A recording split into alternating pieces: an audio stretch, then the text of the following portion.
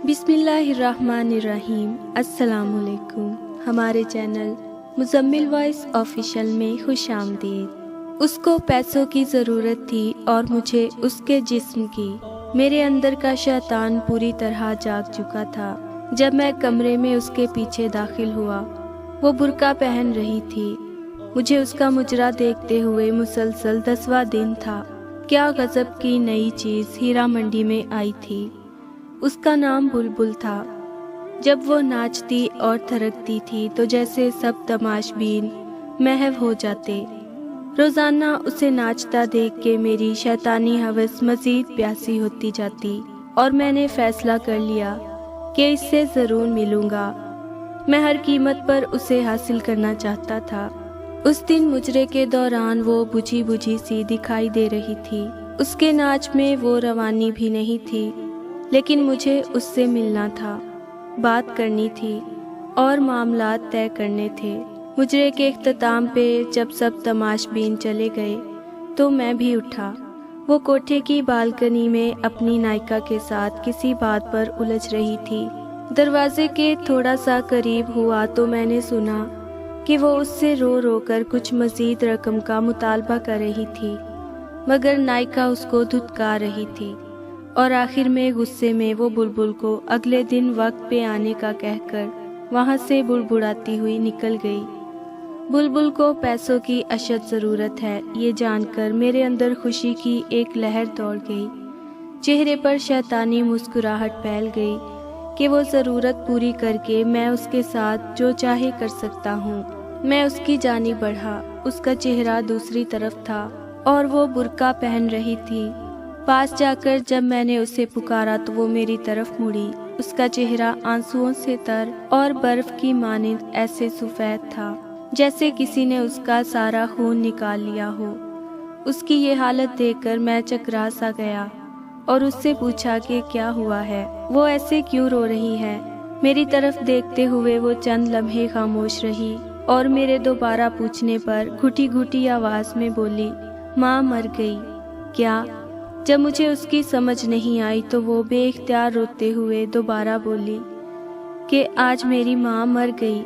इस जवाब से जैसे मेरे मुंह को ताला लग गया। मेरी शैतानी हवस जिसको पूरा करने के लिए मैं उसकी जानिब आया था, मुझसे मीलों दूर भाग गई। तो तुम यहाँ क्या कर रही हो? मैंने गुस्से और हैरत से उससे पूछा। कफन दफन के पैसे नहीं हैं मेरे पास, इसलिए मैं मुजरा करने आई थी, मगर नायिका आज पैसे ही नहीं दे रही। कहती है बहुत मंदी है, तमाशबीन कोठे पर नहीं आते, जो आते हैं वो पहले की तरह कुछ लुटाते नहीं। वो कह रही है कि एधी वालों से अपनी माँ के कफन दफन का इंतज़ाम करवा लो। इतना कह के वो बुर्का पहनकर कोठे से बाहर निकल आई। मैं भी उसके पीछे चल पड़ा। मैं तुम्हारी माँ के कफन दफन का बंदोबस्त करता हूँ। वो चंद लम्हे मुझे मशकूक नज़रों से देखती रही और फिर खामोशी से मेरे साथ बैठ गई। गाड़ी टैक्सॉली से बाहर निकालते हुए मैंने बुलबुल से उसके घर का पता पूछा। वो इलाका मेरे लिए नया नहीं था, कई बार मैं वहाँ से गुजरा हुआ हूँ। मैंने गाड़ी उस तरफ मोड़ दी। सारा रास्ता वो खामोशी से रोती रही। मेरे पास उसको तसल्ली देने के लिए अल्फाज भी नहीं थे। कुछ देर में हम बुलबुल के घर पहुंच गए। ये छोटा सा एक कमरे का घर था। सहन के बीच में चारपाई पर उसकी माँ की लाश एक गदले कंबल में लिपटी पड़ी थी। सहन में बल्ब की पीली रोशनी वहाँ बसने वालों और घर की हालत चीख चीख कर अयां कर रही थी। चारपाई के पास 2 बूढ़ी औरतें बैठी थीं। एक की गोद में 7-8 माह का बड़ा गोल मटोल और प्यारा सा बच्चा खेल रहा था। आधी रात होने को आई थी। जैसे ही बुलबुल घर में दाखिल हुई, वो बूढ़ी औरतें बच्चा उसे सौंपते और देर आने की वजह से नाराज़गी का इजहार करते हुए वहाँ से रुखसत हो गई। बुलबुल बच्चे को लेकर कमरे की तरफ गई। बच्चा बहुत बेकरार था और फिर वो उसकी छाती से लिपट गया जैसे सुबह से भूखा हो। क्या ये बुलबुल का बच्चा है? ये एक नया इंकशाफ था कि बुलबुल शादीशुदा भी है। चंद लम्हों बाद वो कमरे से बाहर आई। मुझे यूं ही खड़ा देखकर फिर कमरे में गई और एक पुरानी कुर्सी उठा लाई। सेठ जी माजरत, मेरे घर में आपको बिठाने के लिए कोई चीज़ नहीं है। वो कुर्सी रखते हुए शर्मिंदगी से बोली। मैं सर हिलाते हुए उस कुर्सी पर बैठ गया। कुछ समझ नहीं आ रहा था कहाँ से शुरू करूं। तुम्हारा असल नाम क्या है बुलबुल? बिलाखिर मैंने उससे पूछा। वो चुप रही, शायद बताना नहीं चाह रही थी। अफशा, मेरे दोबारा पूछने पर उसने आहिस्ता से कहा। बहुत अफसोस हुआ तुम्हारी माँ की वफ़ात का। वो खामोश रही। तुम्हारा बाप भाई कोई है? उसने खामोशी से नहीं में सर हिलाया। ये बच्चा तुम्हारा है? उसने फिर खामोशी से हाँ में सर हिलाया। तुम्हारा शौहर कहाँ है? चंद लम्हों बाद वो बोली, छोड़ गया। तुम हीरा मंडी कैसे गई? तुम मुझे नाचने गाने वाली तो नहीं लगती। अब वो नजरें उठाकर मुझे देखती हुई बोली। सेठ जी किस्मत वहाँ ले गई। घर में कोई मर्द नहीं था। एक बीमार माँ और बच्चे की जिम्मेदारी थी। कहीं और काम नहीं मिला तो ना चाहते हुए भी मजबूरन ये रास्ता इख्तियार करना पड़ा। कुछ अरसे तक नायिका ने नाच गाना सिखाया और फिर धंधे पर बिठा दिया। वो मुझे मुजरा करने के रोज़ाना 200 रुपए देती है और साथ में तमाशबीनों का बचा खुचा खाना जो मैं घर लाके अपनी माँ को खिलाती थी और ख़ुद भी खाती हूँ। बुरके में आती जाती हूँ जिससे मोहल्ले में किसी को पता नहीं चलता और एक भरम कायम है। सेठ जी, ऐसी कितनी ही बेसहारा गुमनाम लड़कियाँ मुआशी हालात के हाथों मजबूर होकर इन कोठों पर नाचने पर मजबूर हैं। आप लोगों को क्या पता वो कितनी मजबूर होकर ये कदम उठाती हैं। कोई लड़की अपनी खुशी से यूं सबके सामने अपना जिस्म, अपनी इज्जत नीलाम नहीं करती। जो लड़कियां एक बार इस दलदल में गिर पड़ती हैं वो फिर धुंसती ही चली जाती हैं और फिर इसमें हमेशा के लिए डूब जाती हैं। ये सब कुछ बताते हुए अफशा के लहजे में बेबसी और बेचारगी थी, जैसे वो किसी नाकर्दा गुनाहों की सज़ा काट रही हो। मैं कुछ देर उसके चेहरे को देखता रहा, फिर पर्स से चंद नोट निकाले और उसके हाथ में थमाते हुए बोला, कल अपनी माँ की तदफीन करवा लेना और बच्चे के लिए कुछ खुराक और घर के लिए राशन पानी ले लेना। वो इतने सारे नोट एक साथ देखकर हैरान हो गई। क्या हुआ? मैंने उसको यूं चुप देखते हुए पूछा। सेठ जी, मुझे इन रुपयों के बदले क्या करना होगा? वो डरते डरते पूछ रही थी। शायद ये सोच रही थी कि इन नोटों के बदले सेठ पता नहीं कब तक उसका जिस्म नोचेगा, कब तक उसको सेठ की रखेल बनकर रहना पड़ेगा। उसकी बात सुनकर मुझे अपने आप से इतनी नफरत हुई कि मैं ख्वाहिश करने लगा कि ज़मीन फट जाए और मैं इसमें मुझे एहसास हुआ कि मैं जिल्लत और अपने किरदार की पस्ती की आखिरी हद को छू रहा था। मैं उस बेहिस माशरे में एक तन्हा और बेसहारा लड़की की मदद कर रहा था, मगर वो उसको भी एक डील के तौर पर समझ रही थी। शायद जहाँ से मैं उठकर आया था वहाँ पर जाने वाले लोगों से बगैर किसी वजह के मदद की तवक्को नहीं की जाती। मैंने लरसती आवाज़ में जवाब दिया, तुम्हें कुछ नहीं करना पड़ेगा और तुम अब कोठे पर मुजरा करने नहीं जाओगी, अपने घर में रहोगी। हर महीने तुम्हें मनी ऑर्डर मिल जाया करेगा। तुमने करना बस ये है कि ये जो बच्चा तुम्हारी गोद में है इसकी तरबियत ऐसे करो कि ये एक दिन बड़ा होकर तुम्हारा सहारा बन सके।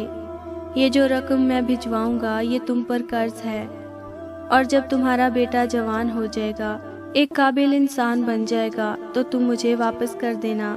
अफशा हैरान परेशान खड़ी मुझे देख रही थी। उस इंसान को जिसके सामने अभी वो नाच कर आई थी, वो उससे ऐसी बातें कर रहा था। फिर वो बेआवाज़ रो पड़ी। मुझसे वहाँ रुका नहीं गया। मैंने अफशा के घर का पता लिया और उसको अपना किया हुआ वादा याद दिलाकर वहाँ से रुखसत हो गया। सारे रास्ते मैं यही सोचता रहा, मुझे तुमसे कुछ नहीं चाहिए, मुझे तुमसे कुछ नहीं चाहिए अफशा। जो तुमने मुझे दिया है मैं उसका एहसान सारी उम्र नहीं उतार पाऊंगा। तुमने मुझ में दफन उस इंसानियत को जगा दिया जो मैं दौलत और शैतानी हवस के नीचे दबाकर मार चुका था।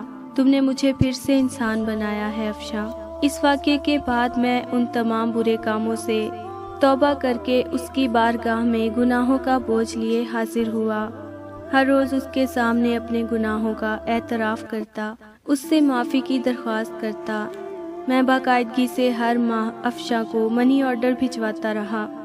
کئی دفعہ دل کیا میں اس مسیحا کو مل کر آؤں جس کی وجہ سے مجھے ان تمام گناہوں اور بدکاریوں سے نجات ملی، مگر ہر دفعہ ایک شرمندگی آڑے آتی رہی کہ کبھی میں اپنی شیطانی ہوس کے لیے اس کا پیاسا تھا، اور پھر وقت گزرتا چلا گیا۔ دن مہینوں میں بدلنے لگے اور مہینے سالوں میں تبدیل ہوتے گئے، مگر میں افشاں کو بھولا نہیں تھا۔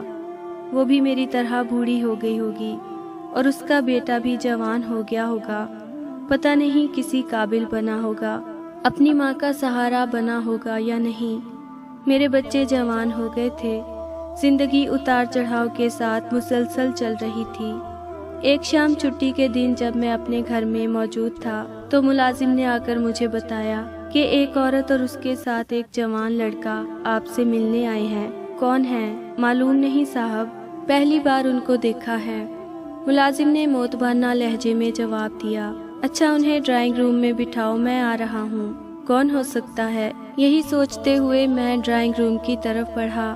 ایک عورت پر نور چہرہ کے ساتھ سفید بڑی چادر میں خود کو چھپائے ہوئے ہاتھ میں ایک پرانی سی ڈائری لیے کھڑی تھی، اور اس کے ساتھ اچھے کپڑوں میں ملبوس ایک بڑا ہینڈسم نوجوان کھڑا تھا۔ اس لڑکے کو میں جانتا تھا، وہ ہمارے علاقے کا نیا ڈی ایس پی احمد تھا۔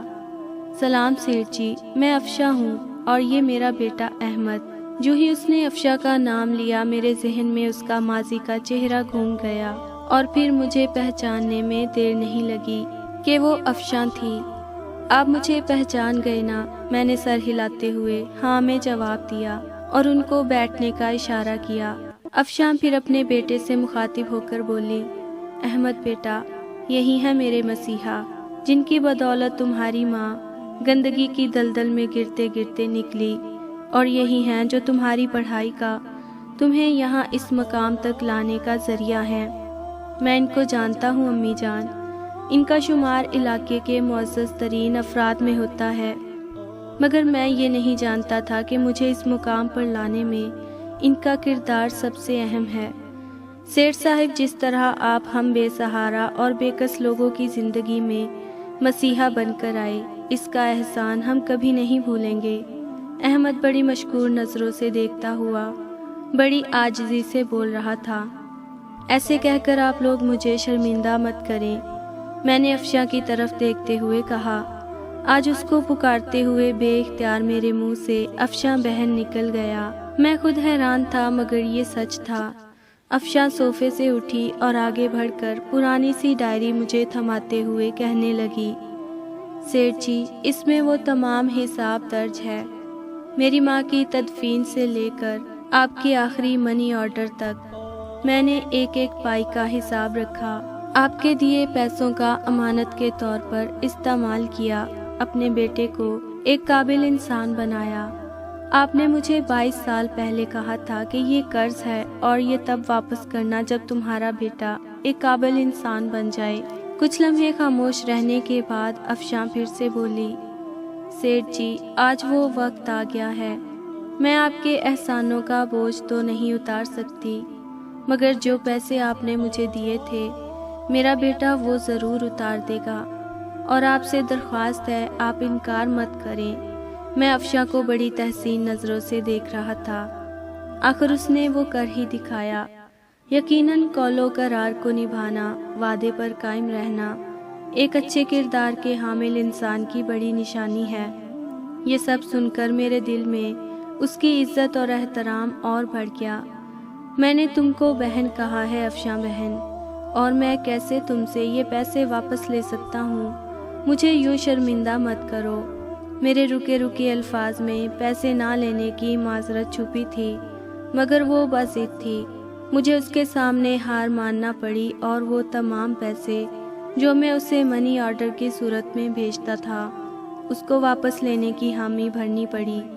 پھر وہ دونوں مجھے اپنے نئے گھر کا پتہ دے کر اور آنے کی تاکید کر کے وہاں سے چلے گئے۔ ارم، میں نے تمہیں کسی سے ملوانا ہے، میرے ساتھ چلو گی؟ شام کو میں نے اپنی بیگم سے کہا کیوں نہیں چلوں گی، مگر کون ہے اور کس سلسلے میں ملنا ہے؟ بیگم نے سوالوں کی بوچھاڑ کر دی۔ میں نے روبی بیٹی کے لیے ایک لڑکا پسند کیا ہے، تم مل لو، اگر تمہیں پسند آ جائے تو پھر اس کے بعد روبی سے بات کر لینا۔ میں نے مختصر لفظوں میں اسے وجہ بتائی۔ اگلے دن میں اور میری بیگم ارم ناز افشاں کے گھر میں تھے۔ ارم کو بھی احمد بہت پسند آیا۔ ہم نے پھر افشاں سے احمد اور روبی کے رشتے کی بات کی۔ افشاں کو بھلا اس سے کیا اعتراض ہو سکتا تھا، وہ پھولے سے نہیں سما رہی تھی، اور یوں میری بیٹی کا رشتہ افشاں کے بیٹے احمد سے طے ہو گیا۔ وہ تعلق جو ایک طوائف اور تماش بین جیسے گندے رشتے سے شروع ہوا تھا، اس کا اختتام ایک نہایت مہذب رشتے کی شکل میں ہوا۔ یہ سچ ہے کہ ہر انسان کو قدرت سدھرنے کا موقع ضرور دیتی ہے۔ کبھی گندگی کے ڈھیر سے اس کو ایسا سبق سکھا دیتی ہے، کبھی دو بھٹکے لوگوں کو ملا کر سیدھے راہ پر لے آتی ہے، اور انسان ساری زندگی اسی کے مطابق گزارنے کو فخر محسوس کرتا ہے۔ کبھی وہ طوائف اور میں تماش بین تھا، مگر آج وہ میری منہ بولی بہن اور اس کا بیٹا میری بیٹی کا شوہر ہے، اور مجھے ان دونوں رشتوں پر